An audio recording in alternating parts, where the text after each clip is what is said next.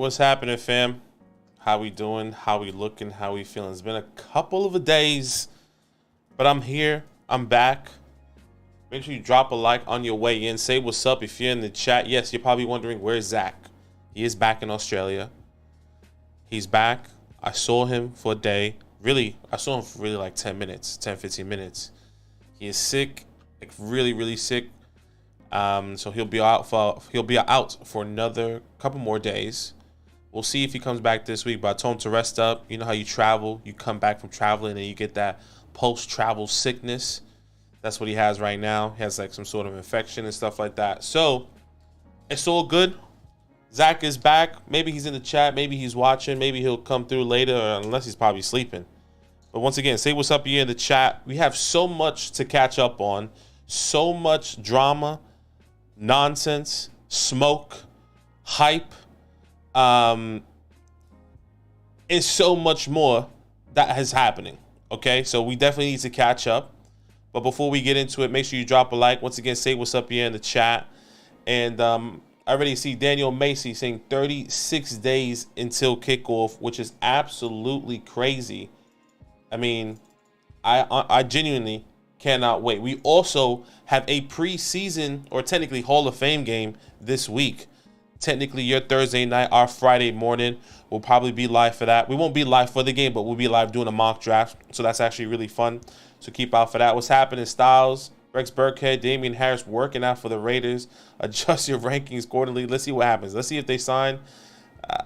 Both of these guys don't really worry me. Crime Lord, best time of the day. What's happening? Cats took over. There you go. Zach's in the chat. What's happening, fam? Trent said, heading to Australia in February. Hey, where you going in Australia? That's exciting. February, that's summertime-ish. They got the end of summer. Crime Lord said, feel better soon. Zach, Daniel, what's happening? How you feeling? There you go. You see Zach talking. So yeah, let's talk about the drama, right? I know the last drama we spoke, the last thing that has happened, and let me pull it up here. Let me pull up Fantasy Pros here and see what's up. I know there's a couple different things that's happened, a couple big headliners I want to talk about, give you my input, and everything that is happening so far, right? So yeah, Rex Burkhead, Damian Williams, both working out for the Raiders. Not necessarily too big of a concern right there. Maybe it does hint that, you know, Josh Jacobs is going to sit out, but I'm looking more at a Lenny. I'm looking more at a Zeke. I'm looking more Kareem Hunt. I'm not necessarily worried about either of these guys really being the answer for this backfield. So that's all right. Michael Thomas moving towards 100%. I mean, that's kind of like deja vu to me. That happened last year. We had all this. Will Levis, we're still working out with the twos. Ronald Jones gets suspended. Ooh, okay, this is a big one. KJ Hamler set to be waived by Denver with a non-football illness designation, which is interesting. But also Tim Patrick tears his ACL, or Achilles, excuse me, which, first of all, I feel terrible for both of these guys. But the biggest winner here is Jerry Jeudy. The second biggest winner here is Greg Dulcich. I think that's exactly why you see where we have Jerry Jeudy. You said, where's Jerry Jeudy finishing this year? I think we have to adjust accordingly. Yes, Marvin Mims kind of steps up in a way here, without a doubt. But, you know, rookie wide receivers, sometimes they flourish, sometimes they don't. But right now, Jerry Jeudy feels like he is going to be skyrocketing up the rankings, up the draft boards, ADP, and so much more. But yeah, the biggest winner, Jerry Jeudy, Greg Dulcich, and yeah, like I see Zach in the chat, Marvin Mims, the biggest winner in your rookie dynasty teams, whatever that may be. I think that is phenomenal. I'm really interested to see where Jerry Jeudy is actually going on underdog ADP right now. Let me just have a quick glance, because I actually don't know what that looks like. Let's see. Jerry Jeudy currently wide receiver 20. So I think that's pretty similar to where he was already going. I think maybe he must have rose maybe 2 or 3 spots potentially. So that is very interesting. Let's see. I see Zach say, what about Cortland Sutton here? Sutton is wide receiver 49. I don't really have a pinpoint of where he was originally going before that. but I'm really interested to see if his value is going to rise. He's going around Sky Moore, Michael Thomas, Rashad Bateman, Jameson Williams. Those are the type of people that are going right before him or after him. So that's actually really interesting. Let's check one more here. Marvin Mims, since we were checking, he's wide receiver 72 currently on Underdog. I mean, I don't see how he doesn't rise here coming in the next coming weeks. I feel like the ADP really hasn't represented what has happened, and maybe we will understand that more as we get closer to the season, maybe when we see Marvin Mims play in preseason. So that is a phenomenal pick there for them. Alvin Kamara said to me, Roger Goodell. I don't think that's too big of a deal. What else do we have here? Yeah, so we talked about Tim Patrick. That was unlucky. Zach Moss breaks his arm, which is very interesting. I guess Evan Hall is a big riser as well here. That is the next guy. Jonathan Taylor does not play. Thank you, Skyler, for the sub. But if Jonathan Taylor doesn't play, in reality, the next man up is Evan Hall. Let me just double check that here. I'm really interested to see.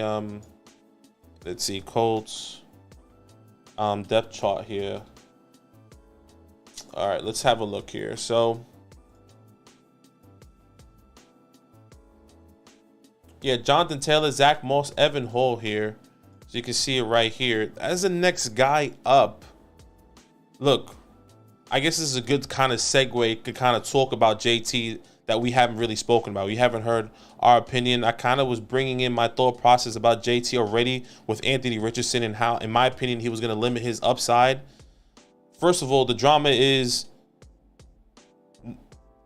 I mean, there's actually so much drama, genuinely so much drama, to where you have a little bit of scuffle with him and Jim Irsay. Does he sit out? Does he not sit out?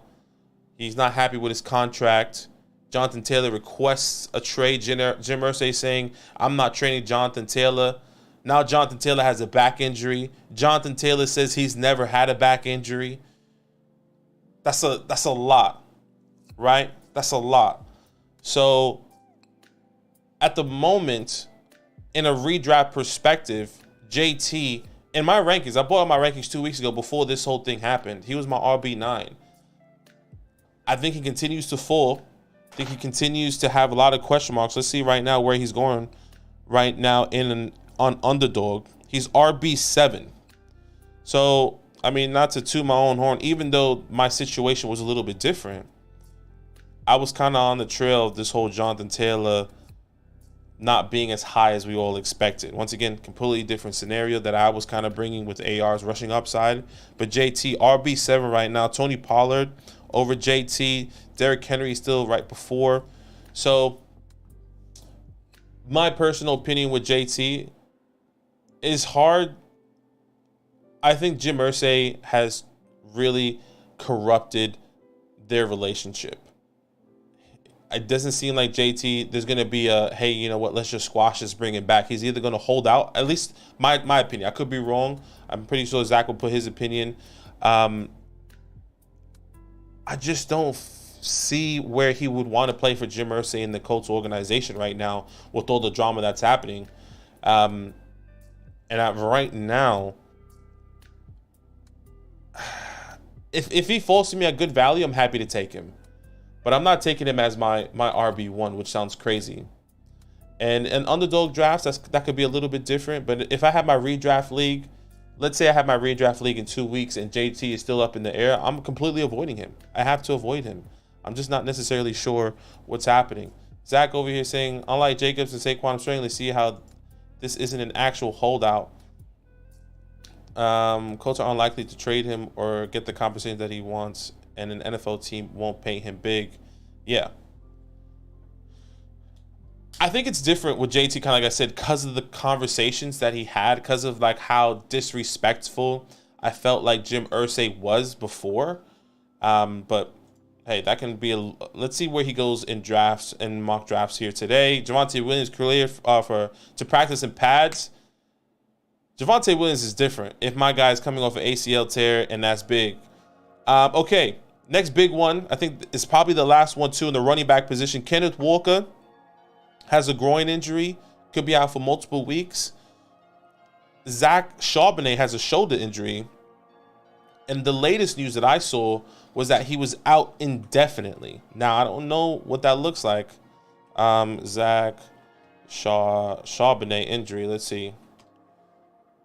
Let's see what the Pete Carroll groin injury, maybe return out for a while. Can be short, quite down. Zach Charbonnet has a shoulder injury and is getting checked by doctors today, and that was two days ago. Okay. You still got a couple weeks with Zach Charbonnet and Kenneth Walker. I think their ADP will fall, but I'm still drafting them as if they're going to be starting in week 1. I think with Kenneth Walker groin injury, I think he has all the time. I think he has 4 weeks to kind of recover. I think that is the timeline for when he does come back. But after that, that's about it. So Kenny McIntosh could be a good pickup here for the first couple weeks. So there you go. That's about it. That's about it. All right, let's get into this mock draft here, and then I do a couple plugs. If you guys want to be part of this mock draft, all you have to do is join our Discord. Link in the description below, and I'll put that link in the chat here for you guys. Here we go.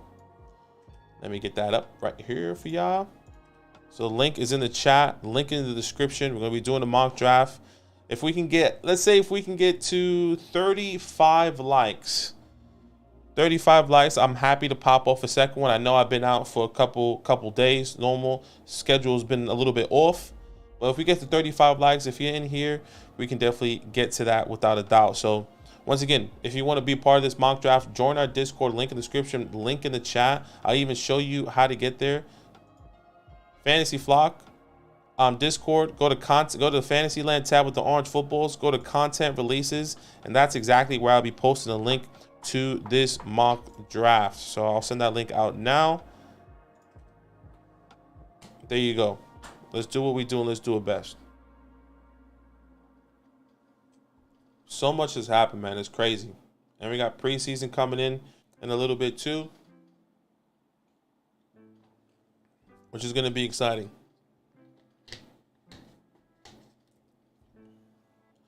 As you can see, Zach is in the chat. Zach is sick. If you're here, maybe listening, you're probably saying, why is Zach in the chat but not on video right now or on the line? It's because he's sick. He's out. He has some sort of infection, but he's here. He's talking it up in the chat. What's happening then? PLT Gray, Christian, Moxie, Skyler. Once again, Cats. Carl. If Walker has a groin injury, that is short term. If Charbonnet has a long term, Walker could be really valuable long term. Okay. Yeah, look, anything can happen. We got 2 more spots here, guys. Team 2 and Team 8. 2 more spots. I get it, Carl. I guess it just depends on what that timeline is. I felt like Pete Carroll was very vague about that timeline, in my personal opinion. 2 more spots, fam. 2 more spots. 1 more. Oh, wait. No, still 2 more spots. I'll put that in this other Discord here. So our old Discord, just to get this filled up here. Cats, I mean, look, Sutton is definitely a good value. I would personally rather have Marvin Mims than Courtland Sutton. I just feel like they're both going to fall to you regardless, right? And I think you're going to be drafting both of those guys as your wide receiver. Your wide receiver 3, wide receiver 4, maybe even wide receiver 5. So I'm okay with that right now. All right, we filled up here. 1 quarterback, non-tight end premium. Let me just put that in the chat. 1 QB, non-tight end premium. All right, let's do what we do. Minute on the clock. So yeah, definitely a couple different opportunities here for Marvin and Courtland Sutton. I think their value is going to be great, and unless they start to rise significantly, I think that can be a problem. But right now, I think it's fine. Jamar Chase, Justin Jefferson, Jamar Chase, Christian or CMC. I don't know why I'm over here choking. I'm gonna go Tyreek Hill. I kind of brought that to you guys earlier. Tyreek Hill, my wide receiver 2 this year. I'm gonna take Tyreek Hill right here. Currently running best ball drafts while watching. Jacob said, keep doing your thing. Yes, how do you feel about Sleeper's most recent update? I like the app. Getting a couple mixed reviews in a couple leagues. I've been seeing Twitter kind of taking off. People don't like the update on Sleeper. I personally like it. I like it. I don't know. I think it looks cleaner. It's a fresh update. I feel like the colors pop. It's a little bit more vibrant. It wasn't as dull as last time. I feel like I don't know. I just like it. I think one thing I would say I like from the old version is how you can, when you were on the waiver wires, I don't know if you probably can't see, but when you were on the waiver wires, you can see like the players that were available and the players that were kind of trending on the right. I wish that was still on one screen, but other than that, I like it. I personally like the update. So yeah, more vibrant colors. It's more exciting. I love that they have obviously the players' names. They have matchups already on each individual player, which I think is awesome. I was waiting for those matchups to really come up there. So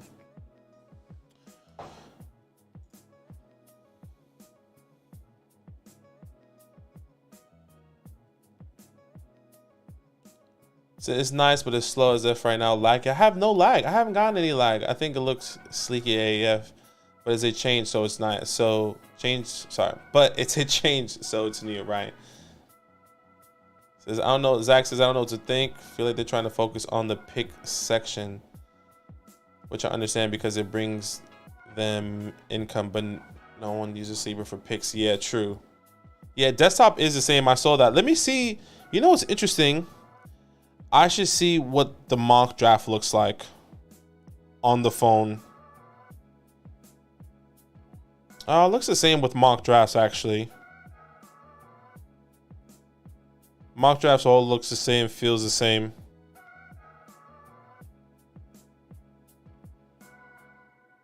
Yeah, that's all right. I like that I can swipe on matchups on the screen rather than backing out and in. Yeah, I like that as well. You can definitely do that in this one. The only thing Sleeper uses once was desktop update. I know. I guess it's really not their focus, hey, which is annoying. Why fix something that isn't broken? Sure. Update's good, though. Update's good. Eckler, Brian Robinson, Lamb, Diggs, Barkley, Adams, Garrett Wilson. MP goes Travis Kelce at the 1-6. So he gets Travis Kelce in the Patrick Mahomes stack here. So far, JT has not been taken here, which is very interesting. And it makes me question. You know, you look at Jonathan Taylor, you look at Josh Jacobs, and you see these guys, and you're saying, I don't want to take him. I don't want to have the risk right now. Same thing with Breece Hall. What if Breece Hall is not ready? Obviously, he's on the PUP list. This is very interesting. So I'm looking at wide receivers here. I know my next wide receiver in my rankings. And I think I'm going to continue with him. Let me just double check here. Yeah, I'm going to take Devonta Smith right here. Go Tyreek Hill, Devonta Smith at the 1-4 and the 2-9. There goes Tony Pollard there.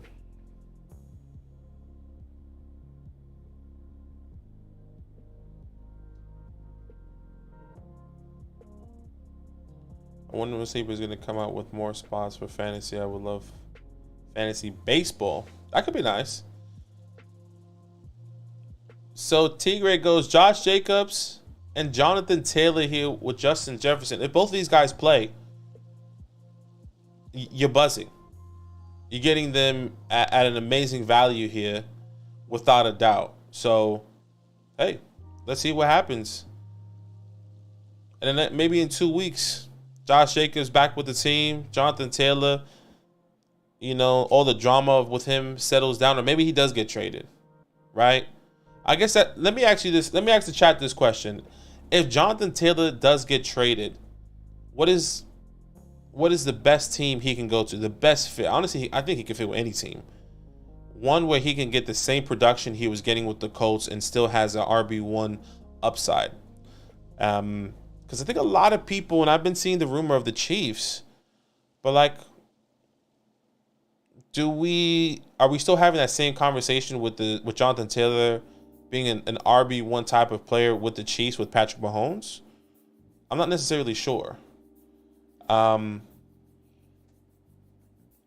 Here, T. Higgins. I'll take T. Higgins here. Miami, Chiefs. Yeah, you see, like, oh, what happened there? Hate the Chiefs for fantasy. Yeah, I would hate the Chiefs for fantasy as well. I think I put this on a poll on our YouTube. I put a poll up on the community post. I had a couple different options. Let me see if I can pull it up here. I said Bills, Cardinals, Vikings, Dolphins. Those are the ones that I truly think he can still get the same amount of workload. Maybe not the Bills, but Cardinals, Vikings, Dolphins, I think he will still have that RB1 upside. Cardinals, I think imagine they draft Jonathan Taylor or they trade for Jonathan Taylor for the future. I look, in a perfect world, running backs get paid. A team wants to pay a running back whatever he wants. I think the Cardinals will make that move. They have a first next year. You still have Kyler Murray coming back. You draft the offensive lineman this past year as well. Can't even remember the offensive lineman's name. And you get Jonathan Taylor and a running back that can easily tote the ball 25 plus times and kind of take that burden away from Kyler Murray. I don't know. But I would agree, not a lot of teams want that contract. Vikings is interesting because they just got rid of Dalvin. Dolphins has always been looking for another running back. So let's see. Taylor to the Jets. I just don't see why they would do that with Brees personally. The real question is, any other team viewing Jonathan Taylor differently than the Colts? No, I don't think so. I would say he is the cheapest and youngest. Well, how old is Josh Jacobs? He's the same price as he's the same age as JJ, no, 25. I think Jonathan Taylor's what, 24, 23? 24. Okay, 24 years old. So he is the youngest running back on the market right now. That is still on his rookie contract, that has proven himself in the NFL. Not like, I guess everyone else has. Josh Jacobs has, Saquon has. You can say the same thing with Tony Pollard if you wanted to move. But yeah, it's interesting. I just sit well and go out to Calvin Ridley at the 3-5. Y'all already know how I feel about Calvin Ridley. What's that make him? 4, 5, 6, 7, 8, 9, 10, 11, 12, 13, 14. Wide receiver 14. Going in the third round, I think is a bit too much for me. But hey, a lot of hype coming around Calvin Ridley. I'm not necessarily sure if I feel comfortable taking him there. Some people do, but I don't know.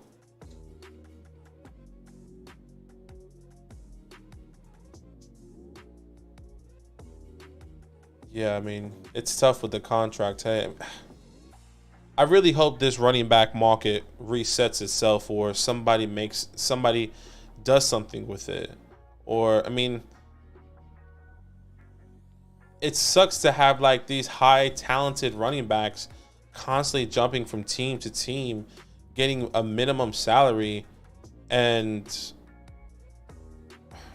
yeah, I don't know. It's tough.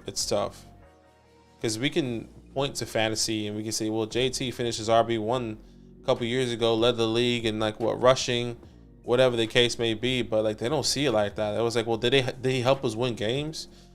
Did he change anything for us? It's tough, man.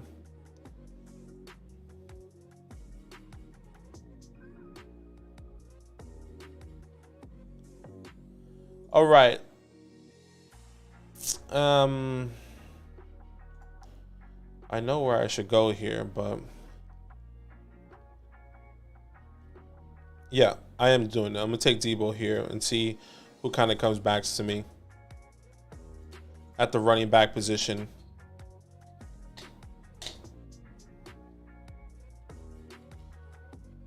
Please not to the fans. My A-Chain stock. Oh, Skyler, man. Unlucky. I mean, for A-Chain. Ooh, Jerry Jeudy. Hey, that's the oversight for me because I actually need to move up my rankings. Actually, what's that make him? What was Calvin really? 14?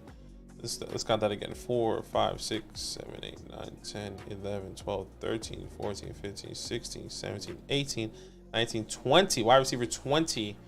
Okay. Yeah, definitely need to move Jerry higher for sure. I'll take Jerry over DK. I think I would. I think I would take Jerry over DK. Let's see what me rankings say. See what me rankings say, mate. DJ Moore. Just Jim Irsay was right about his approach, but probably the worst it could. It was probably the worst it could have been. Yeah, the way he said it was just not right. You know, and it was he was basically a dick about it for sure. Sabin Jacob, Zach Dak, Zay or Brandon Cook's best ball? It's a good question. Best ball, I feel like I have to go Brandon Cooks.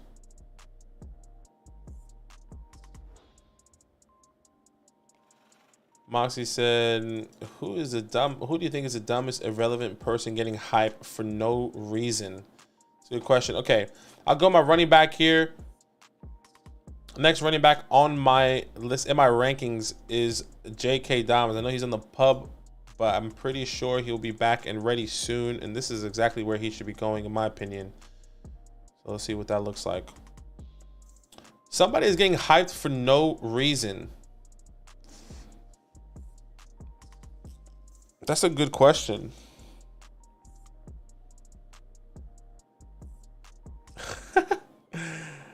Hyatt is the wide receiver one of the future. Maybe that's somebody there. I saw a tweet of Davis Mills running with the ones, and they kind of hyped that whole situation with CJ Stroud. And I was like, whoa, why is Davis Mills running with the ones? So maybe that's not necessarily a bad one for CJ Stroud. I think I can't really think of one personally. I haven't seen anyone getting too crazy hype. I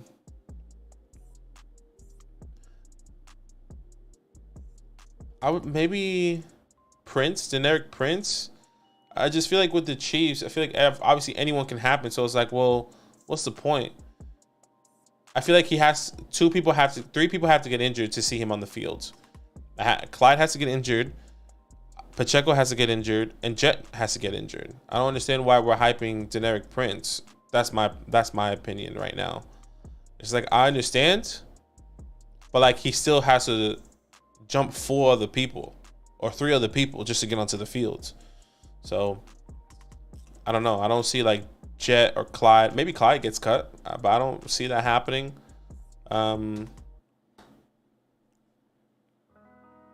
Madison getting overhyped.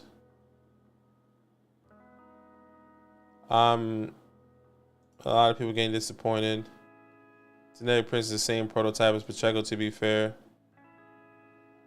Yeah, and I get it. I just think that, don't you think if Pacheco gets hurt, it's like, okay, Clyde or Jet.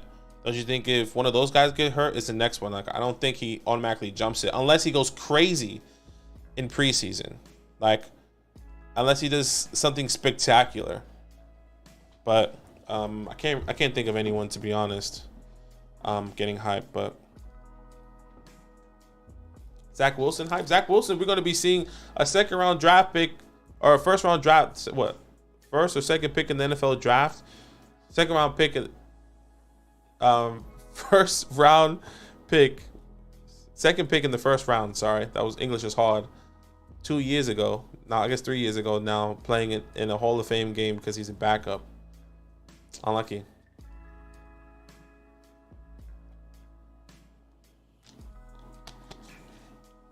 Christian Kirk at the 5A. I keep saying this. I'm going to say it every single time so people understand. Calvin Ridley going at the 3-5.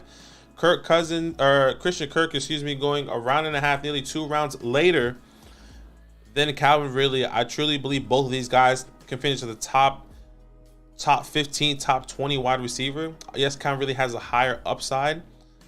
And I guess in this build, getting Calvin Ridley as your wide receiver 3 is a good way to start. But I've seen Calvin Ridley being drafted in the 3rd round and somebody's wide receiver 1. I don't necessarily love that. So in this perspective, I think it's good. Hey, thank you so much for the sub there, Jumpman.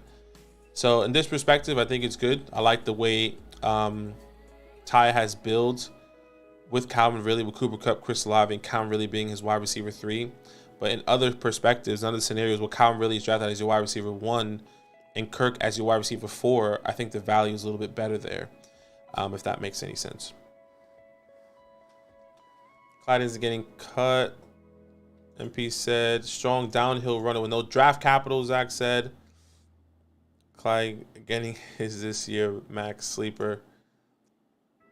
They haven't said how serious, but he was doing some heavy limping today. If Pacheco went down, I think Prince will be in the rotation right away. Okay, that's interesting. I don't think Jet or Clyde gives you that bulldog back that can replace Pacheco. So he would be like the 1st and 2nd down guy.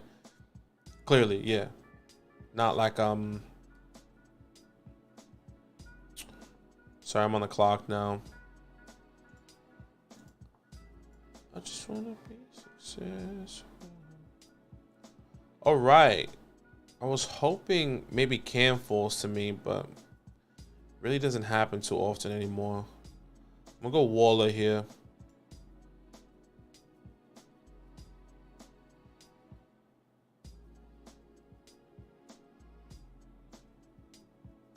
I like Deontay there. I kind of filled my wide receivers. I just really wanted to get build somewhere else. Because I'm happy to get who's gonna come back to me right there.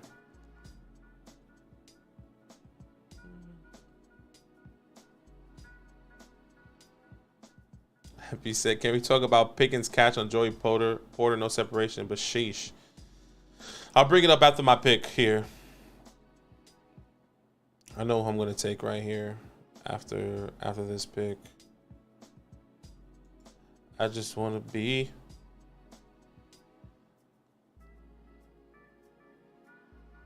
that's what I wanted. Jordan Addison. It's a good pick up there, brother. Okay. Well, my next guy in my rankings here is Jahan Dotson. So I'll take Jahan there. All right. We were talking about George Pickens, right? Let's see George Pickens. George Pickens. Catch. Or maybe, is this it right here? Oh. This is Pickens and Joey Porter. Oh my goodness. Oh my goodness. I mean, you got to slow that down a little bit. You got to slow that down. Hold on. Hold on. Got to pause at the right time. That's wild. That's wild.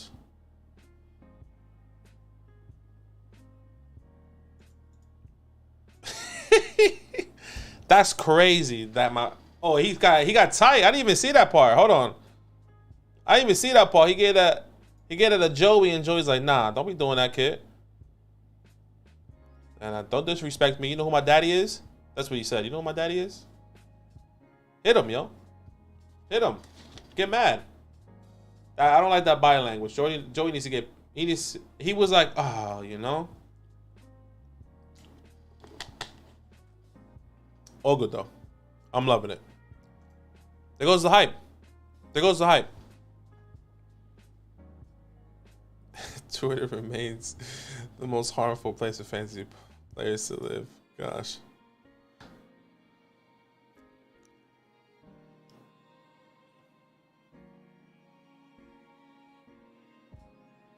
Who is Jason Brownlee and why is he second trending in Sleeper? Oh, Brownlee is somebody's talking about him. Hold on. The reason why he's trending is because Aaron Rodgers has been hyping him up in interviews, in camp, because Garrett Wilson was missing time and Corey Davis also missed some time. I also think Alan Lazard is missing time, so he's been practicing with the ones. So, you know, he has kind of been filling in for all these guys, and Aaron Rodgers has been talking him up. So that's kind of why he's trending. And a lot of people are saying, well, look, you got to be in a deep ass league, I think, if you want to pick him up. If you're like in a 16-man dynasty league and you want something, you want to have some fun, you can pick him up. But like, in my regular 12-team dynasty league, I'm not gonna waste my fab, or I'm not gonna waste a roster spot, in my personal opinion. Another guy who has a lot of hoops to jump over, but if he does make the team, that could be interesting.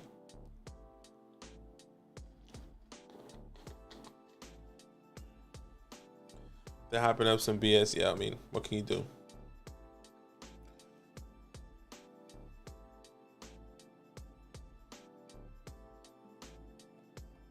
I mean, I wonder if he does. Does he actually have highlights? MP? Let's let's look it up.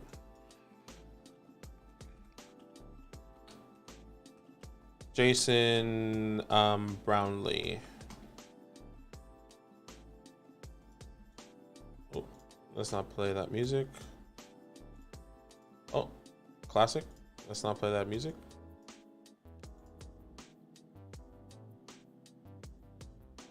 I think that's probably why. I mean, who's he doing that over?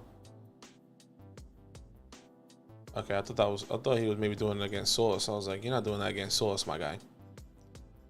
But is that Aaron Rodgers throwing him the ball?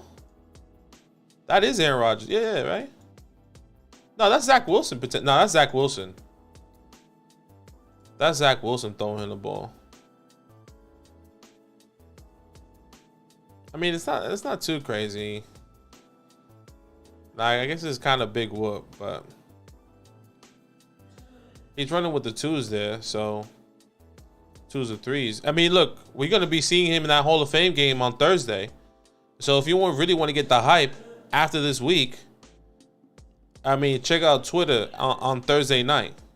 That's exactly what's going to be happening. Elijah Moore at the A5. I absolutely love it. Treylon Burks at the A4 there, Zach. I'm not sure if you've been keeping up, but I'll count it for you. Shit, what was Jerry's wide receiver 20, right? 20, 21, 22, 23, 24, 25, 26, 27, 28, 29, 30, 31, 32, 33, 34, 35, 36, 37, 38, 39, 40, 41, 42. Wide receiver 42 right there for Treylon Burks. Wide receiver 2. Careful. Fuck. That's what I get for waiting. That's what I get for waiting. James Cook. I guess I just waited one round too long. I should have took running back where I took Darren Waller. Maybe just reached a little bit. Okay. I'll pivot here. I'll go quarterback and I'll go Deshaun Watson. Houston Road.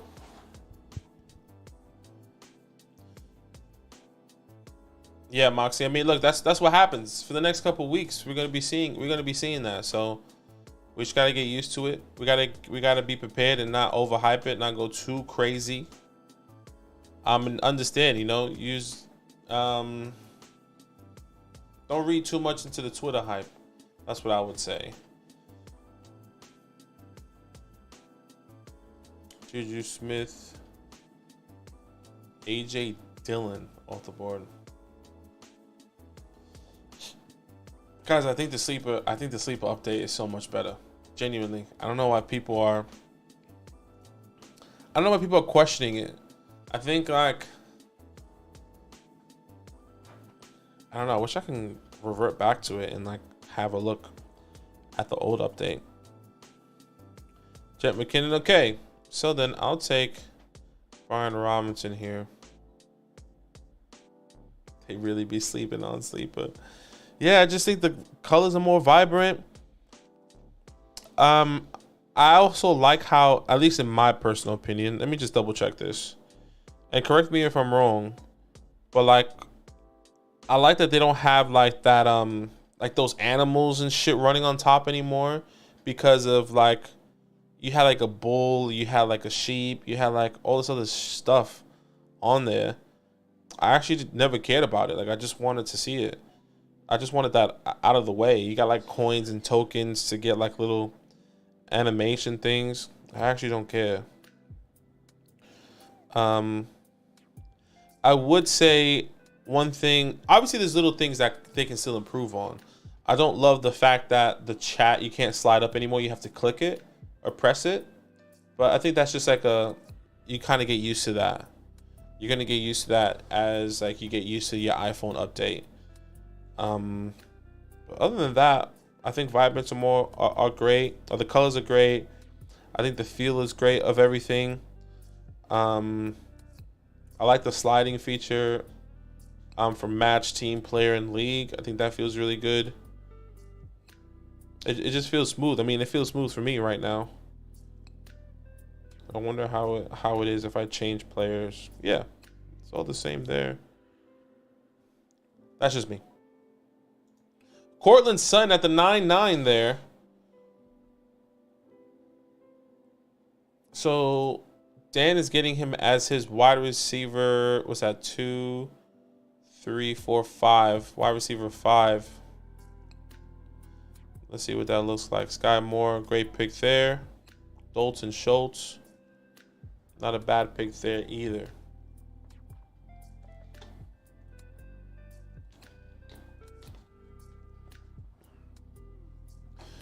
Gotta do what I gotta do. Like the colors are far superior and it's easy to read, but I feel like it's too close. Like they magnified it. Really?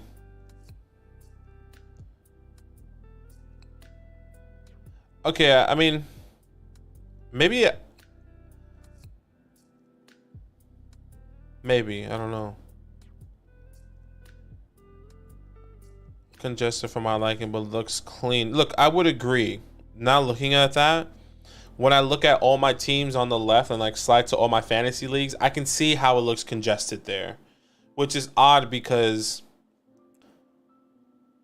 I felt like that screen was technically smaller on the left side of your screen when like you swiped away, but now it was smaller before, but now it's bigger.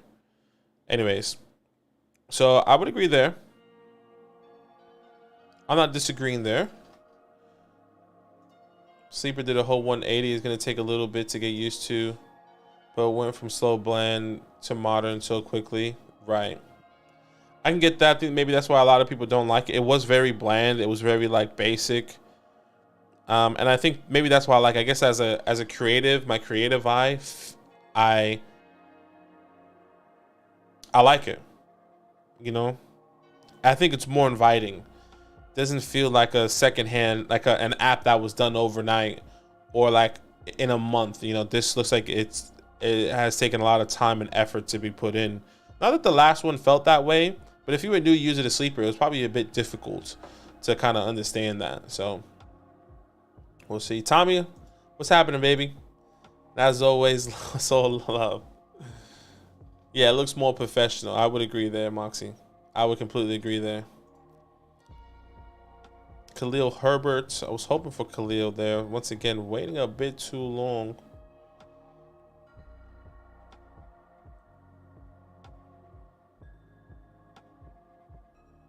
All right, let's see where I can get here.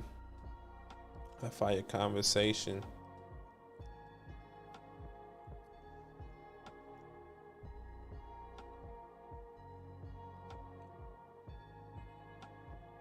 Let's see how this pans out here. Darnell Money Mooney. All right, I'll take Devin Singletary here.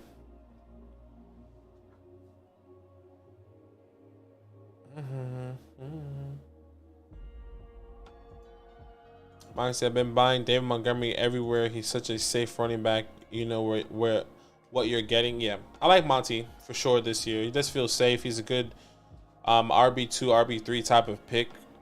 That's exactly where he's kind of going here. Where's Monty? The RB2 right there, the 7-10. That just feels really good there for sure. So, especially compared to where Jahmyr Gibbs is going. Well, I'm really high on Jahmyr Gibbs. So, it's interesting. I want to say I'm really high. I'm consensus with the community. So let's see. Big ol' Roscoe got injured. I saw it. I don't think it's too serious though. Let me just double check.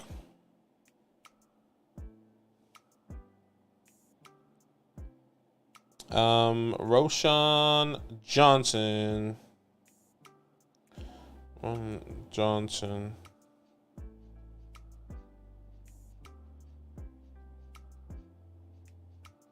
Let's see what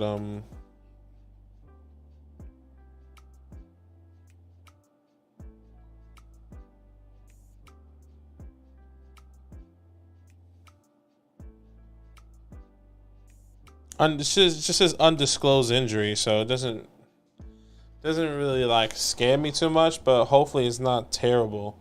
There goes Tank Bigsby there.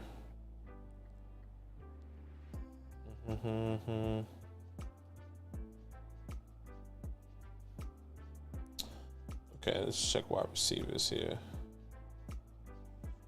The guy says to buy. I said that you guys should be drafting as a buy low that I really like coming into this year. Rondale Moore, hidden gem. So I'll take him right here.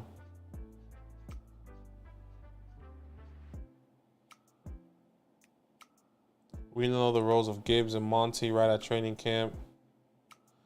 You can't say that about a lot of backfields. Yeah, I would agree. I would definitely agree. Don't and I think a lot of people. That's why a lot of people still like Monty, because we really are envisioning the opportunity that we saw this past year with Jamal Williams, and that we're seeing. That's how we're going to be seeing David Montgomery this year. And if Swift was truly getting all the work in the air, and Jahmyr Gibbs can stay healthy, a younger, faster type of running back, sky's the limit for Jahmyr Gibbs, especially with that draft capital. And I said this before, in multiple. I feel like I've been saying this in every single mock draft, but the last two running backs that were drafted in the top 12 picks have both has finished as the running back has finished top 11 running backs in their rookie year. Saquon Barkley, Christian McCaffrey. So Bijan Robinson and Jahmyr Gibbs, if we're going based off history, have the opportunity to finish as a top 12 running back, which is exciting. So it's crazy. And what's crazy about, if you really look into the draft room about the Lions, they were going to take Jahmyr Gibbs where they were originally at, which is they were going to take Jahmyr Gibbs over, I'm pretty sure, over Bijan Robinson. But clearly the whole point of that, it was like, if we couldn't get a deal here, we were going to take, I think their best player available was Jahmyr Gibbs. I could be wrong, but maybe I'm remembering that video wrong. I haven't seen that in a while. But they were going to go with Jahmyr Gibbs with their original pick, which is kind of crazy to think about. So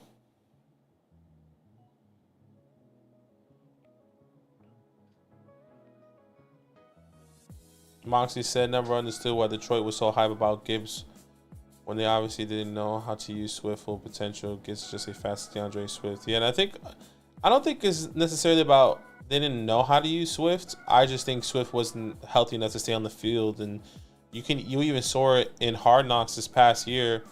Swift wasn't hitting the holes when the holes was given to him. He was always doing his own thing. If you remember an episode of Hard Knocks, the head coach losing his voice, yelling at Swift because I think it was during camp, or it was actually during a game where the hole was there and Swift didn't have the vision for it. I think there were just a lot of frustrations with Swift and the Lions in a couple different areas, not as him staying healthy, but as him reading and understanding the game. So that's very interesting. Zach says, makes me worried to trust the Lions front office. I mean, yeah, it's scary for sure. Like, to trust a team that can draft a running back that early, especially with the running back market, and how they viewed him. I mean, we could look into it. Imagine drafting Jahmyr Gibbs over all of those players that was at that time. Let's see, NFL draft order.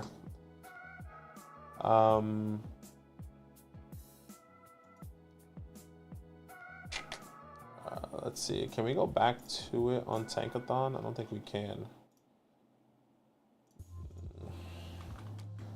2023 NFL draft order. So the Lions had pick 1, 2, 3, 4, 5, 6. They had the sixth pick in the draft, and they moved back 6 spots and drafted Jahmyr Gibbs. They would have drafted him six players earlier. They would have drafted him before Bijan Robinson. Oh man, imagine that would have happened. That would have been crazy. Running backs, you just don't want anyone here, do you?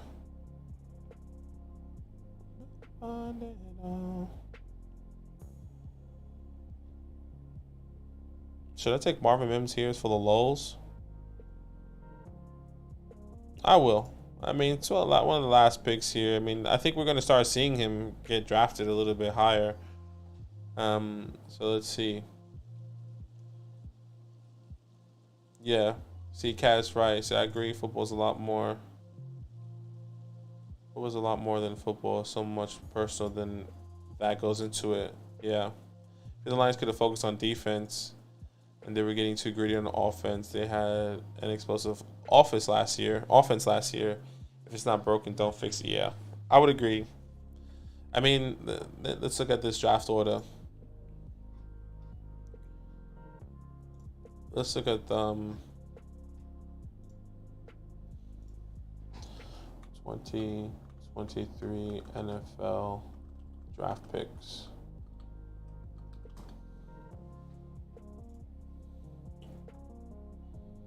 All right, NFL draft tracker. I'm back on the clock here, and I want to take. Where is he? Oh, there we go, Clyde. I want to take Clyde, just because I believe in Clyde.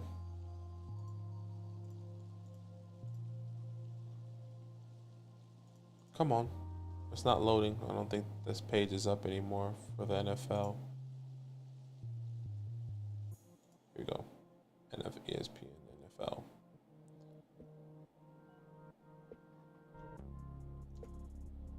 All right, so if they would have originally drafted at the 6th spot with the Cardinals, they would have taken Jahmyr Gibbs over Tyree Wilson, Bijan Robinson, Jalen Carter, Darnell Wright, Peter Skoronski. We will find out soon if they made the right pick. If Tyree Wilson goes off, at one point he was being talked about getting drafted over Will Anderson. Then he falls to the 7th. That's wild, man.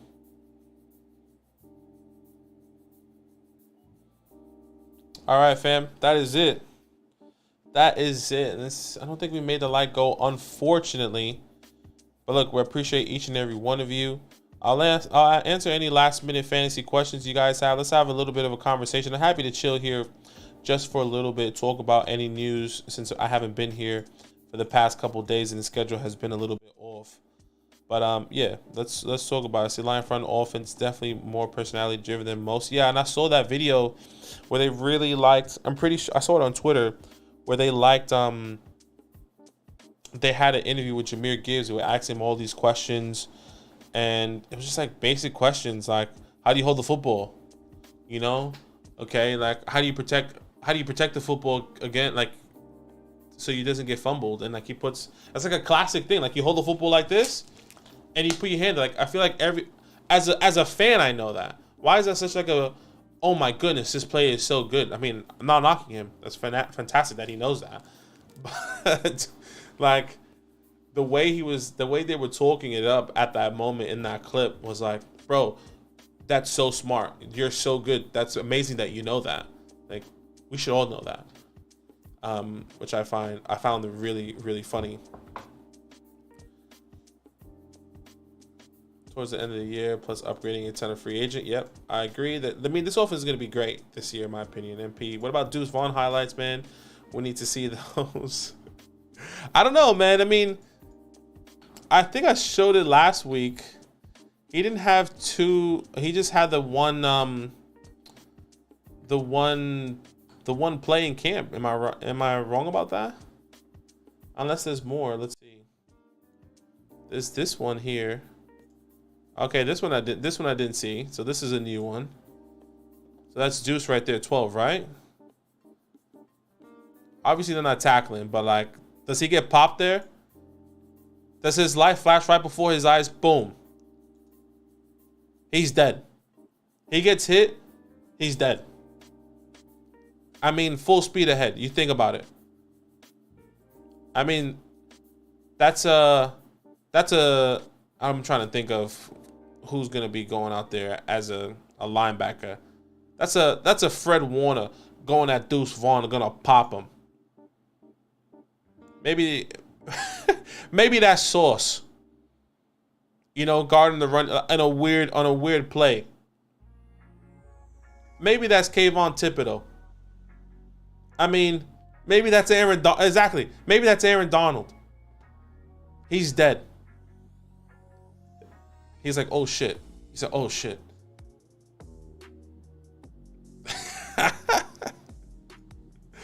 Hey, but anything can happen. Anything can happen.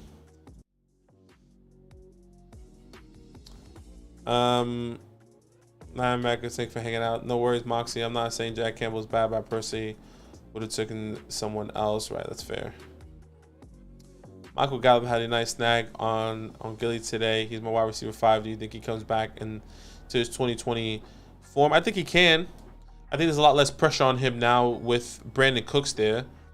Brandon Cooks being able to play, you know, you have CeeDee Lamb, Brandon Cooks. I think a lot of defenses are not going to take Brandon Cooks for granted, which maybe could leave Michael Gallup out for a lot more opportunity.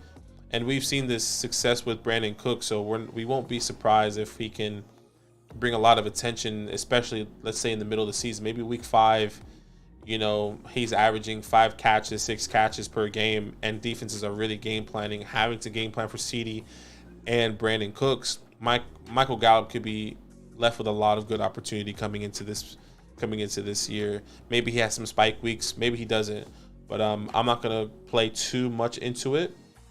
But definitely can be the case. Guess we'll see. Brandon Holmes had a good track record. Draft picks, so I trust him. That's fair. Highlights on Twitter, I can't believe. He looks like a kindergartner. He's an Oompa Loompa that is playing football. Throw him out of the stadium. Running into 240 Fred Warner. Yes, that's what I'm saying. Like, that's crazy. Dave, what's happening, brother? Raiders Nation for life. Any guesses with the Raiders? When the Raiders will trade Jacobs? He doesn't appear like he will play for them since he was offered 12.1 this year after Barkley accepted.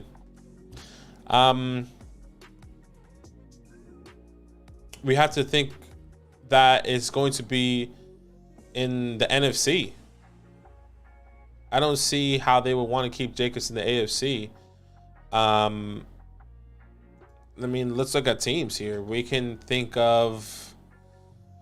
Look, there's so many teams that need running backs. The question is, are they willing to pay them, right?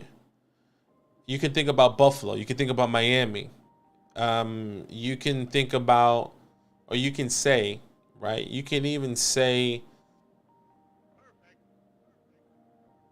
does the Vikings go on and get somebody like that, right? Do the Bucks go out and get a younger running back, or a running back that they're willing to pay? I feel like it's going to be. This is what I think, and maybe I'm completely off about this, but some teams that they're going to have the cap space because they're completely rebuilding, and it's not necessarily the running back cap is probably not going to be too much of a dent in their cap space.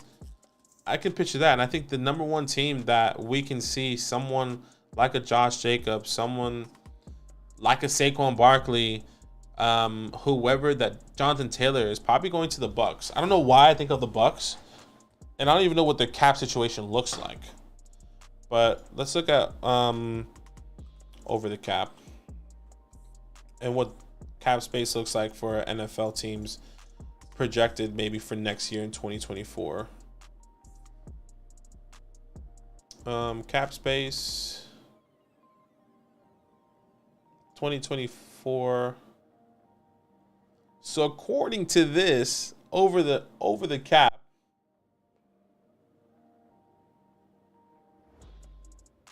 is the Patriots, Bears, Commanders, Texans, Titans. I mean, the Bucks aren't even in that range, but they can definitely hit that. I don't know, man. It's so tough. But I get you, like I see Barkley was basically making it so he wouldn't be tagged again. Yeah. And I think Saquon Barkley's situation is so unique because, and let me remind you, I am a Giants fan, right? So as a Saquon Barkley believer, as a Giants fan, I love this as a fan. For Saquon Barkley, it can work. It can go out either way. It can go both ways. If he plays the same like he played last year and he stayed healthy, maybe he does get a 2-year, 3-year contract extension. But in my opinion, I think he wanted $15 million.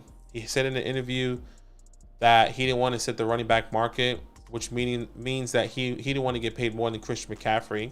Christian McCaffrey is getting what, 15? I think it's 16 or 18. I think one of those two numbers. And in the interview, he said he kind of threw a random number out there, but it was very specific. He was like, if I were to get paid $15 million, I was like, okay, so he was asking for $3 million more essentially, and the Giants didn't want to pay that. I don't know where that balance is going to come if they didn't want to budget on $3 extra million. And they technically can tag Saquon Barkley again next year. He signs a 1-year deal and they still have a tag, and he still can get tagged next year. Honestly, if I'm the Giants, I'm doing that shit again. And if he does, and he knows, unless the running back market gets reset, he has no leverage still going into next year. So he's banking on his talents to prove the Giants wrong. So I'm interested to see what that looks like. Moxie said Michael Gallup's arguably the best wide receiver 3 in the NFL. I was so confused. I mean, yeah, maybe. I probably wouldn't say that, but let's see. Moxie said, I was so confused about Saquon Barkley's contract because it was literally the franchise tag with some minor things, and he was upset about franchise tag. Yeah, look. He got an extra $3 million, I think. No, he got $2 million in incentives, or guaranteed, and he got paid an extra $1 million for the year. So I think he got an extra $3 million. Maybe I'm reading that wrong or understanding that wrong, but it sucks. It sucks for the running back in his position. And once again, he can get tagged again. So I really hope he has a phenomenal year. If he leads the league in hypothetically every category in the running back position, is how can you not pay him? But at the same time, he's going to be 26 or 27 years old, which is so difficult to really understand what's going to be happening with Saquon. and if we should even be paying for him.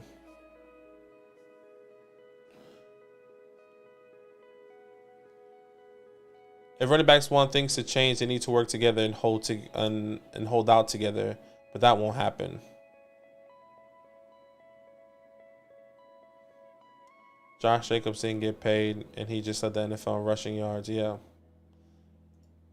I mean, yeah, it is a big GG to the running back. I just don't. I don't know the solution.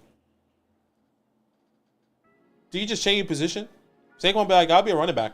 I mean, wide receiver. Technically, his lifespan's longer. I can still play the running back position though if you want me to. Like, why don't players do that? How does that even work? If Saquon Barkley went into the front office today, went to Brian Daboll, Josh Jacobs, went to the head coach and said, I wanna be a wide receiver. I'm a good pass catcher back. Saquon Barkley, I mean, I can get 70 plus targets in the air. I know how to run routes. Maybe I got to clean up my footwork a little bit. Maybe I got to do whatever I got to do. But if you need me, I can still be a running back for you. Do you get what I'm saying? I mean, that would be crazy if that can happen. Too many of it was converted to signing bonuses upfront, $800,000 in incentives. I'm assuming for Saquon, yeah. They need to get more guaranteed money and rookie contracts for running backs.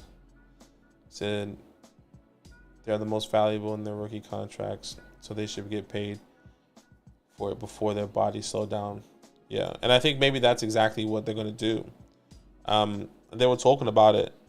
I think RC was talking about it on ESPN, which I kind of think, look, it's hard to like be the person that can pioneer change for your running back position, but at the same time, you have to be selfish knowing that your lifespan is so short. RC on ESPN was kind of saying like, these running backs need to sit out now, and maybe their career is shortened by this holdout, but you're helping other running backs in the future. If I'll be honest, if I'm in that position, I ain't doing that. I'm be selfish as hell. Because I'm Saquon Barkley, and I'm Josh Jacobs. My lifespan in the NFL already statistically is 4 to 6 years, and I'm in my year 4. I'm in my year 5. Why would I want to sit out for somebody else right now if I can get? Yeah, I may not be getting paid what I want, but I can still play the game that I love, and yeah, I can play the game that I love, you know, and still get money. So it's just tough. It's just tough. It's just tough.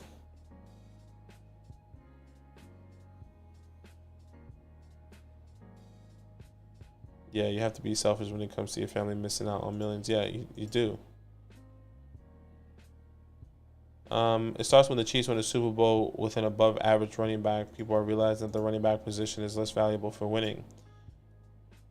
I think the biggest, and maybe that's a good conversation, the biggest advocate for the running back position, no, I think the position that hinders the running back the most is the quarterback. But the position that needs to speak up for the running back position the most, in my opinion, is the quarterback position. I think I said running back. So the position that hinders the running back position the most right now is the quarterback position, because how the game is changing with mobile quarterbacks.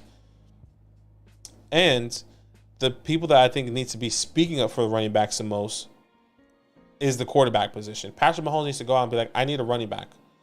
You know, Lamar Jackson needs to go out and say, I need a running back. Like, I think when you see these guys really speak up for each other, they need to say, yo, yeah, I did it with the younger quarterback, but that's because I was doing that shit myself. You know, like I'm making the plays. I was making, like, if you think about it, Patrick Mahomes is throwing it to Travis Kelce, but is never praising Isaiah Pacheco. I mean, maybe he is. We're just not seeing it, right? We're praising the big throws that Patrick Mahomes does, but are we not praising that Patrick Mahomes really called this running play or changed it to a running play because he knew Pacheco was going to hit the hole and he trusted him? Like, that's the type of shit we don't see, because when you think of a running play, you don't think it as a big, wow, shit, Patrick Mahomes threw this bullet in the middle of the field to Travis Kelce, to where, like, nah, he actually changed the play to a running play, and Pacheco ran it for 80. I don't know. It's tough. Lamar Jackson did well to speak up for Dobbins, yeah. And I think a lot of people should. A lot of running backs, or a lot of quarterbacks should, because that is a vital part for them. David said there are too many people that will step up to play, so sitting out only works if everyone did it. Never gonna happen. Yeah, I would agree there. As I said, is really just a break, and all the owners know it sucks for running backs, but yeah, that it is truthful. The game goes on even if running backs sat out. Yeah, it would suck. Mahomes doesn't need a running back. He doesn't, which sucks.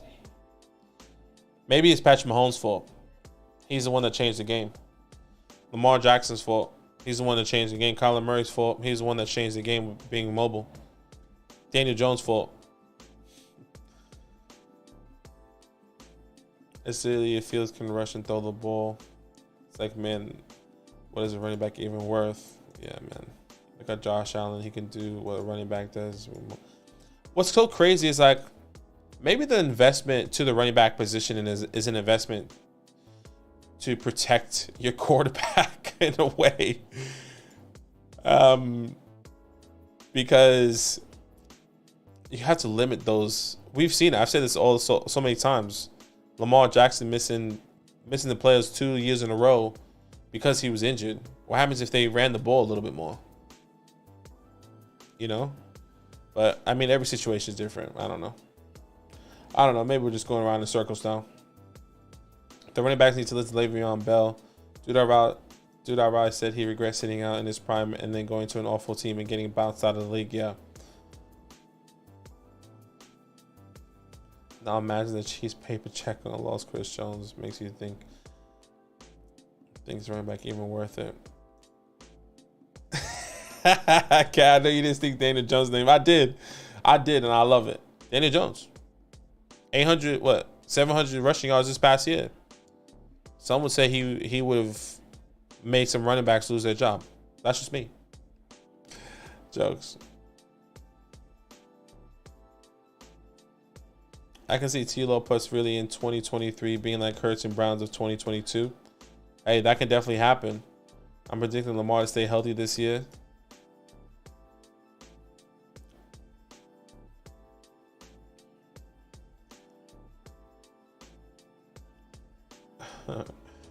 I thought it was funny that JK was at the running back meeting when he hasn't played a full season. When you play, then you can talk. Why you even here, yo? Like, when was the last time you played? That's messed up, yo. That's messed up, Moxie. That's funny, though. He said just the truth. If the Rams and Gurley knees, it's the Rams and Gurley's knees fault. Running backs aren't valued now. I think it's the game. It's the whole game's changed, right? Like, back in the day, you had pocket passing quarterbacks who didn't get out of the pocket, who didn't scramble, barely scrambled, who needed a running back that knew how to pass protect, who's a big body guy that can get you the first and second down. I mean, yeah, some of those quarterbacks that were pocket passes didn't have the most elite running backs at times, but at the same time, they did. Some of them did, you know, and they were a huge part of why they were successful.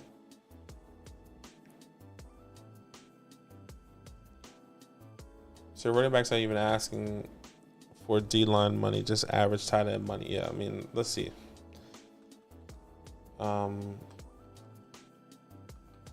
Let's see, Sport Track. What's the obviously the average salary base for a running back is 10 million because that's where the cap's at. Am I wrong there? Correct me if I'm wrong. Excuse me. Let's look at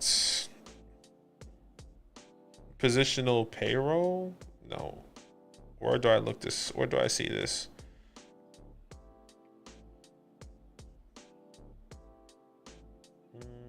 contracts by positions. Here we go.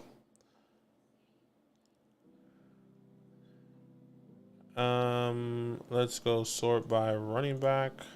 Update. Let's see, what is the running back's average salary?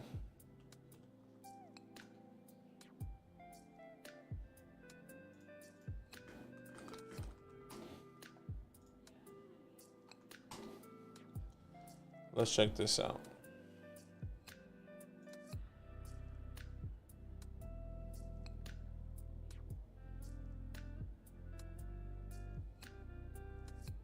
That's crazy. I mean, like, real talk, Saquon was asking for $3 million more.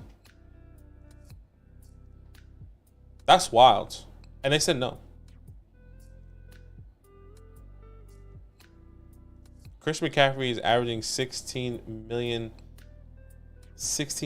a year right now. Alvin Kamara, 15, and he might get suspended. Derrick Henry, 12 and a half, and he got a contract restructure. If I'm not mistaken, I read something that Nick Chubb has the highest hit, or is going to get paid significantly more next year, something like that. I could be wrong. Cap hit, $16 million. Aaron Jones, 12. Saquon, 10. I mean, like, Miles Sanders is just like, you know what? I'm taking any money I get. 4 years, $25 million. But he got a $5.5 million signing bonus, $13 million guaranteed. But his average salary is $6 million. Miles just took the first deal that he got. I mean, that's a good deal. This is essentially a 2-year contract. Because look at the dead cap hit right there, nearly $3 million. That's nothing. 14. Oh, sorry, not 14. Nearly $1.5 million. That's nothing for Miles or in the Panthers. That's just 200 IQ. So yeah, let's look at Bijan. So this is a rookie contract right now coming in. Bijan signed a 21 million, 4 years, 21 million contract with Atlanta Falcons, including 12 million in signing bonus. That's more than half essentially. 21 guaranteed, an average annual base of nearly $5.5 million. Or in the base salary, annual signing bonus. That is wild. I mean, let's compare that to Jonathan Taylor's contract. Where's Jonathan Taylor at? To be fair, JT was a 2nd round pick, if I'm not mistaken. And 4 year, $7 million included.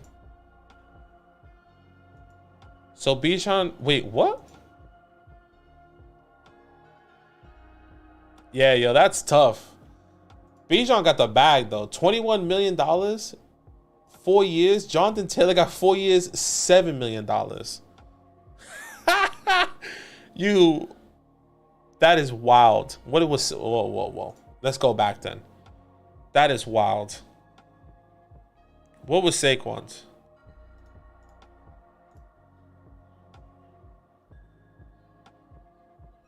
Oh man, please. I want to know his rookie contract.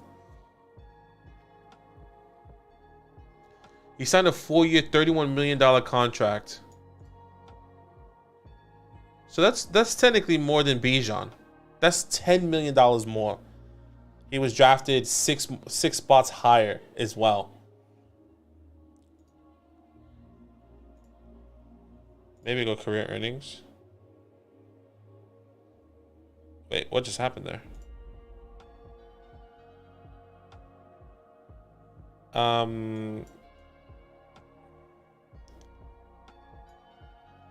Yeah, so wait, so this is 5, okay, that's the 5 seasons.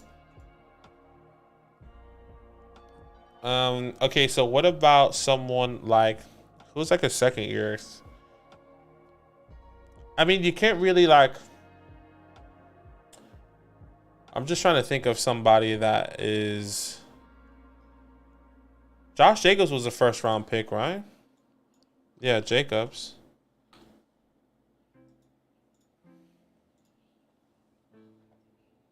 Oh shit. You can't really see what he did though. Hold on, transactions. So Josh Jacobs signed 11. Yo, this is wild, B. Was Saquon's rookie contract like the highest ever? Who has the highest rookie contract signed? I wish I knew this. Rookies. Here we go. But this is for this year.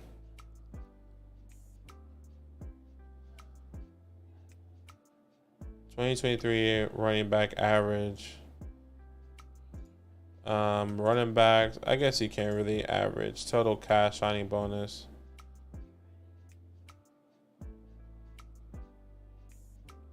Guess who had the most guaranteed money? Let's see from.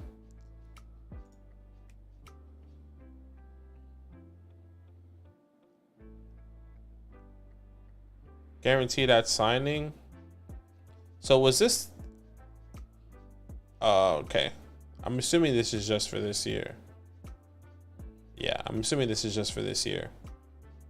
Okay.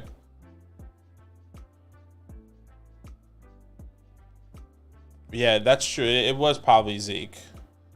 I'm seeing that now. Let's go all statuses, update. Let's see if we can find Zeke's contract breakdown. They should have.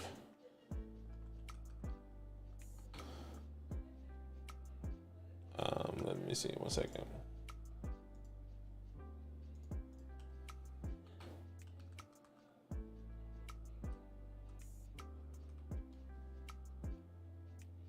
One second, I'm just gonna look up something here.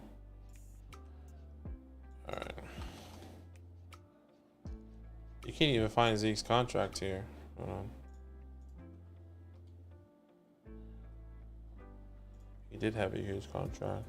Reggie Bush had a big contract. Okay. Oh, so the contract details is here. Zeke signed a 4-year, 24 guaranteed. So this was his rookie contract, but he got an extension, which was a 6-year, $90 million contract with the Dallas Cowboys, including $7.5 signing bonus, $50 million guaranteed. Holy shit. That is wild to think that Zeke got that though. Hold on, that means I can see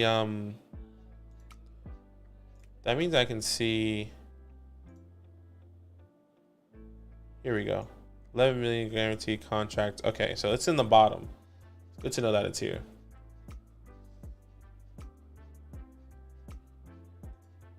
But I mean, if we think about this Zeke's contract here, that happened in 2019.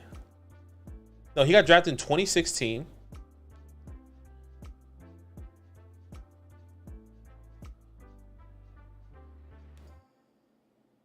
Yeah, see, that was the one that messed up the running backs. I would agree, yo.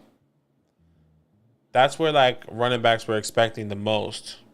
I wonder what Le'Veon Bell. Can I not spell that? Am I spelling that wrong?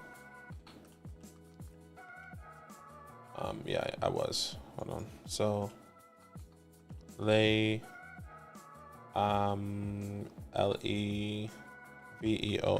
Bell.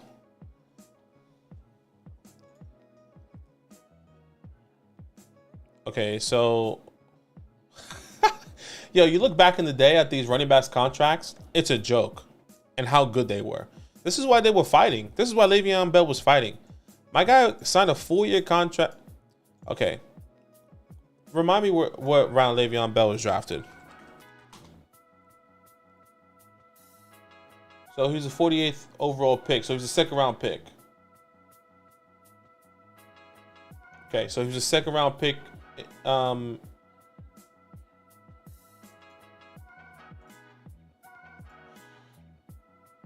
He was second round draft pick. So okay. So this contract is not surprising here. I mean, we can really compare that to Jonathan Taylor, right? So Le'Veon Bell, his rookie year, signed a 4-year, $4 million contract with the Steelers, including a $1 million signing bonus. Where Jonathan Taylor signed a 4-year, $7 million. So he essentially got $3 million more. He was technically drafted 7 spots earlier, and he still got more money. Obviously, the market more money. That was COVID year too. That was in 2020. Got drafted in COVID, if I'm not mistaken, or maybe that was the year right before COVID. He got $3 million in signing bonus. Le'Veon Bell got $1 million. And what was Le'Veon Bell asking for? I'm assuming essentially what he was asking for with the Jets, right? The reason why he sat out, because he wanted a big contract. 4-year, $52 million contract with the Jets, including $8 million signing bonus, $27 million guaranteed. So let's compare that now to where did Zeke go? Where did Ezekiel Elliott go? Here we go. So now let's compare Le'Veon Bell to what Zeke got, because that was the whole point. That was the same year, if I'm not mistaken. So Zeke got 6 years, $90 million contract with Dallas Cowboys, including $7.5 million signing bonus, $50 million guaranteed. Le'Veon Bell 4-year, so 2 years less, $52 million, $8 million signing bonus, $27 million guaranteed. I mean, Zeke got nearly double that. I don't see how this helps anyone now. I don't see how any of these running backs are going to come back from something like that. I feel bad for the boys. I really do. I probably went on a massive rant there, but guys, once again, appreciate each and every one of you. Make sure you drop a like on the way out. And I will be live tomorrow doing another mock draft, talking some more football. I know some teams got their first day of pads was today. Some of them is tomorrow. So we'll hear some more stuff. We get some more news. And we'll continue to grind out. But I appreciate each and every one of you. It was all love. If you guys want to be a part of a redraft league with myself and Zach, all you have to do is join or sign up with our promo code. Our promo code, that link is in the description. I'll put that in the chat as well. So go to flockfantasy.com, select the Mother Flocker tier, and you can join a league with Zach and myself. We'll get you into one right away. I think there's 6 more spots left in one of our leagues here. So once again, sign up going at flockfantasy.com using our promo code LAND. Select the Mother Flocker tier. We get signed up. You can join a league as a prize pool as well. Not only that, you unlock our fantasy hotline, our rankings, and so much more on the Fantasy Flock website. But all love, appreciate each and every one of you, and I will see you mañana. Love.